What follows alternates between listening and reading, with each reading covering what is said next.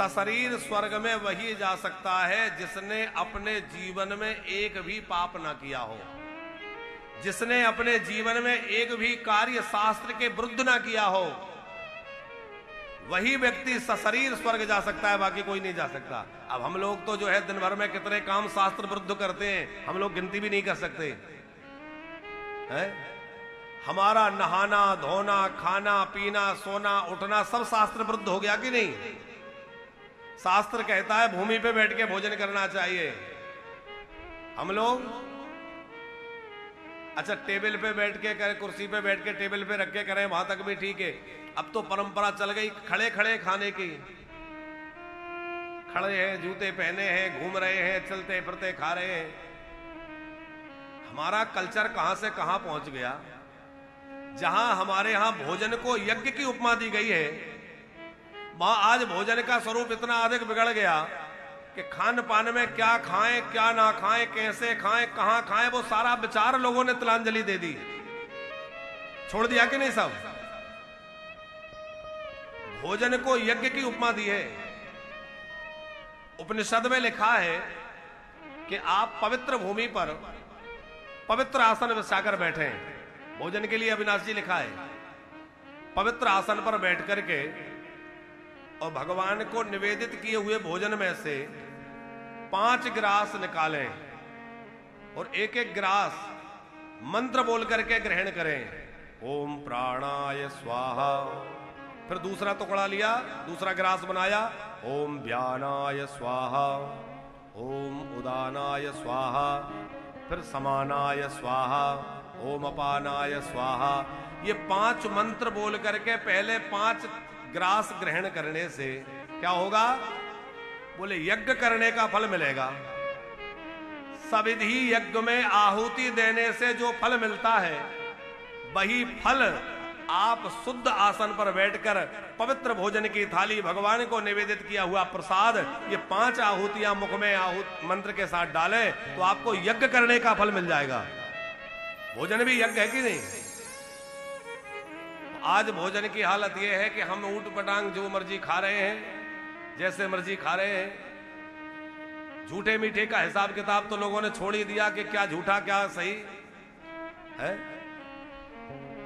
महात्माओं में इतना विचार रखा जाता था कि जिस हाथ से भोजन कर रहे हैं उससे कोई वस्तु नहीं छुएंगे, है?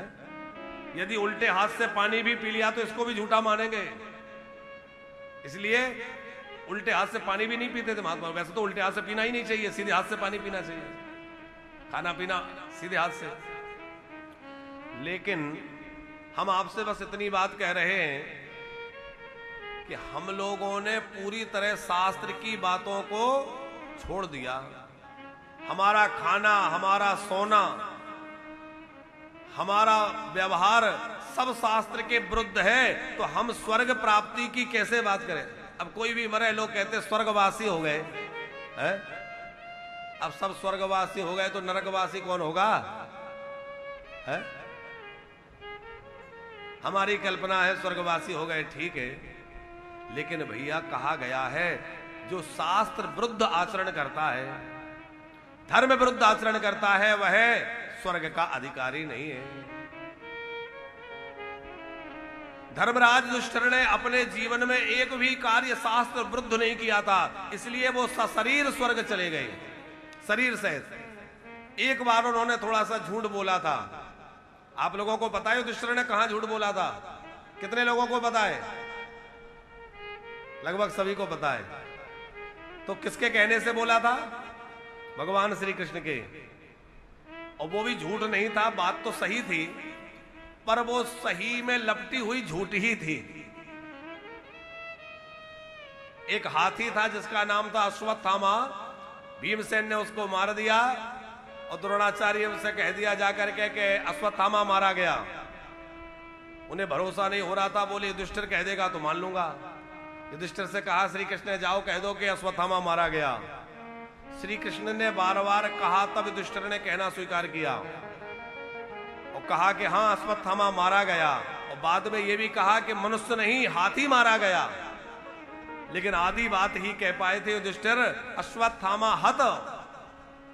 इतना ही कहा और उसके बाद तो श्री कृष्ण ने ऐसा शंख बजाया कि बाद की बात सुनाई नहीं दी। नरोबा कुंजरोबा, मनुष्य नहीं हाथी मराए, ये बात तो सुन ही नहीं पाए गुरुजी।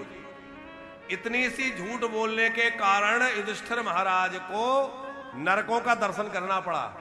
स्वर्ग जाने से पहले उनको नरक भेजा गया और नरक देखते हुए वह स्वर्ग में गए। तो हम आपसे ये कह रहे थे कि एक भी कार्य जो शास्त्र विरुद्ध करता है वो सशरीर स्वर्ग नहीं जा सकता। पांडव जो है उन्होंने कोई शास्त्र विरुद्ध कार्य नहीं किया, तो जुआ खेला, बोले जुआ भी उन्होंने खेला तो वो शास्त्र विरुद्ध इसलिए नहीं माना गया क्योंकि ये उनके पिता तुल्य धृतराष्ट्र महाराज की आज्ञा थी।